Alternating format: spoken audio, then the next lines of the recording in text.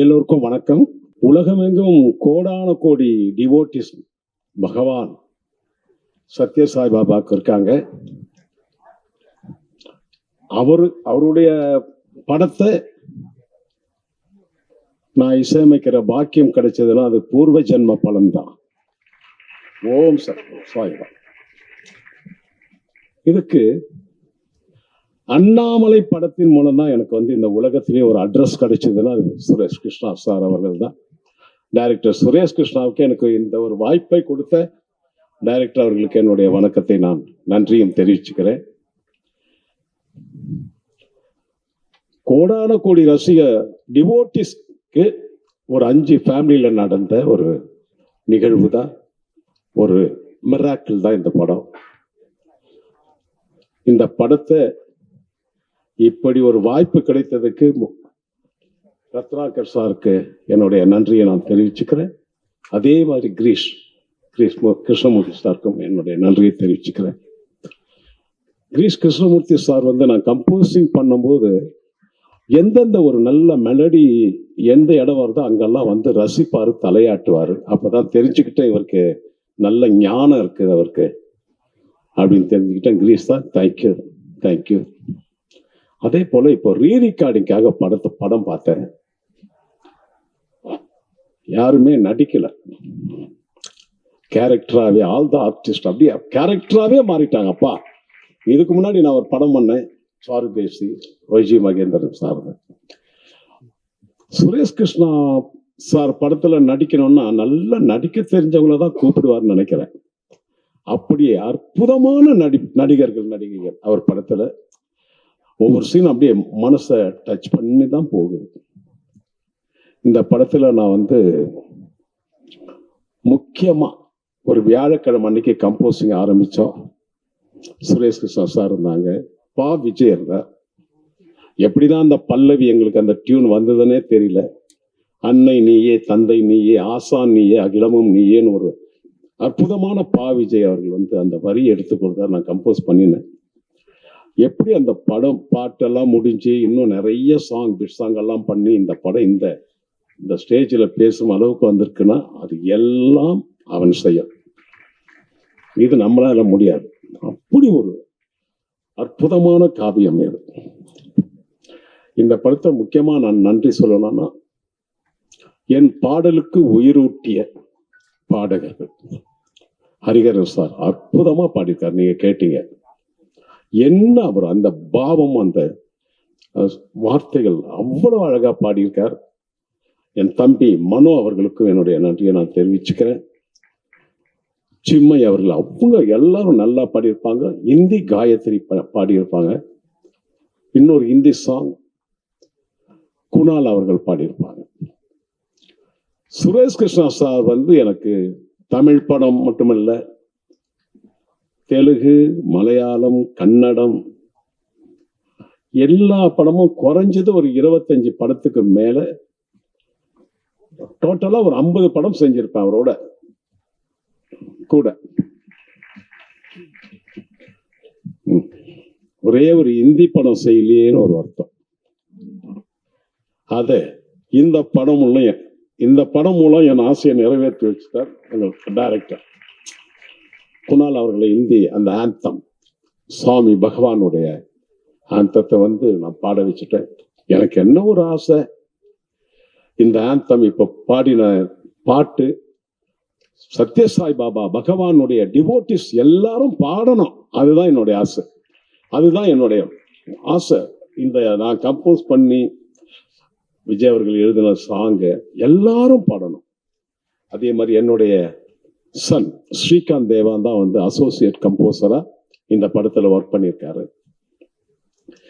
அவருக்கும் இந்த நேரத்தில் நான் நன்றியை தெரிவிச்சுக்கிறேன்.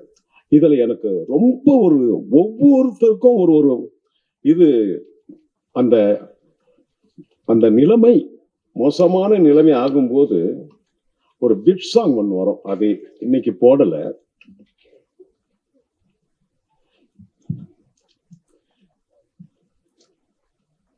இதயத்தில் சோகம்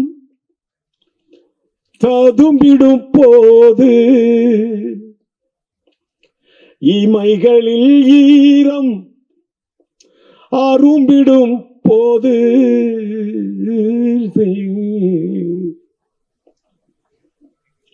நம்பிய யாரும் விலகிடும் போது யாருமே இல்லா நிலை வரும் போது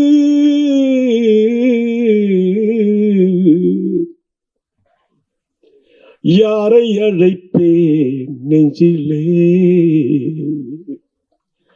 பாபா, யாரை அழைப்பேன் நெஞ்சிலே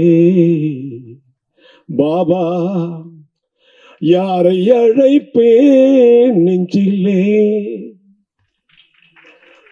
யாரை அழைப்பேன் நெஞ்சிலே பாபா, யாரை அழைப்பேன் நெஞ்சிலே.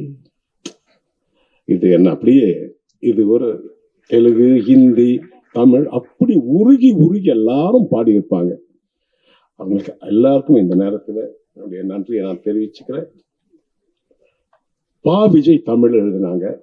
அதே போல தெலுங்குல சாஸ்திரி அவர் எழுதியிருக்காரு, ஹிந்தியில சமீர் சார் எழுதியிருக்காங்க.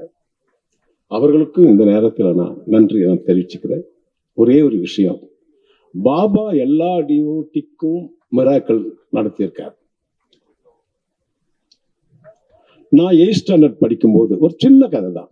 8th ஸ்டாண்டர்ட் படிக்கும்போது என்னுடைய கிளாஸ் டீச்சர் திரு சுதாகர் அவர்கள் ஒரு நாள் ஒரு காலையில கேட்டார், தேவா உனக்கு தபலா வாசிக்க தெரியும் தானேன்னு கேட்டார். நான் வாசிப்பேன் சார் அப்படின்னு.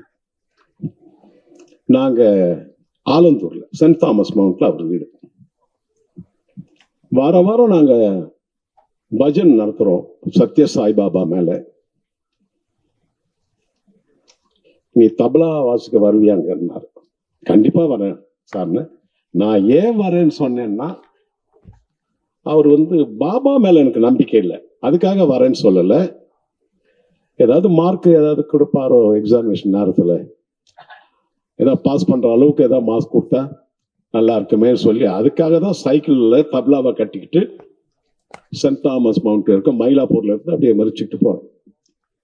ஆனா பாபா மேல நம்பிக்கை இல்லை, சுதாகர் மார்க் மேலதான், சாரோட மார்க் மேலதான் எனக்கு நம்பிக்கை. போனேன். அங்க ஒரு 5:30 மணி 6 மணிக்கு பஜன் ஆரம்பிச்சாங்க.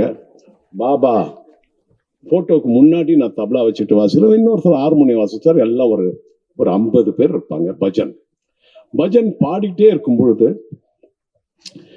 உச்சகட்டத்துல போகுது பஜன். ஸ்பீடா போயிட்டு இருக்கிற காலகட்டம். அந்த நேரத்துல அப்படியே சாய்பாபா திருவுருவ படத்திலிருந்து அப்படியே திருநீரு கொட்டுறத நான் கண்ணால பார்த்தேன். அப்படியே மழை மாதிரி கொட்டுது. நான் போகும்போது பாபா மேல நம்பிக்கை இல்லை. அந்த திருநீர் கொட்டும் போதே நான் தபலா வாசிக்கிறதே நிறுத்திட்டேன், ஆச்சரியத்தில் நிறுத்திட்டேன். ஆனா அங்கிருந்து சைக்கிள்ல மயிலாப்பூர் வரைக்கும் வரும்போது பாபாவை நினைச்சுக்கிட்டு தான் வந்தேன். இப்படி ஒரு நிகழ்வா, இப்படி ஒரு ஆச்சரியமா, இப்படி ஒரு அதிசயமா அப்படின்னு அப்ப நினைச்சேன் 8th ஸ்டாண்டர்ட் படிக்கும்போது. அதற்கு பலன் கீதையிலே சொல்ற மாதிரி, பலனை எதிர்பார்க்காதே உன் கடமை இசைன்னு சொல்ற மாதிரி, பாபா இந்த படத்துக்கு இசையமைக்க எனக்கு ஒரு அற்புதமான வாய்ப்பை கொடுத்துருக்க. நீ தபலா வாசிக்க அவ்வளவு தூரம் மிதிச்சு வந்தியடா சைக்கிள, இவ்வளவு மியூசிக் டைரக்டர் இருக்கும் போது எனக்கு அந்த வாய்ப்பு கொடுத்தாரே பாபா. அந்த பகவானுக்கு என் நன்றியை தெரிவித்துக் கொண்டு, அவர் அருள் பெற வாழ்வேன் என்ற நிச்சயத்தை சொல்லிக்கொண்டு உங்களிடம் விடைபெறுகிறேன். நன்றி, வணக்கம்.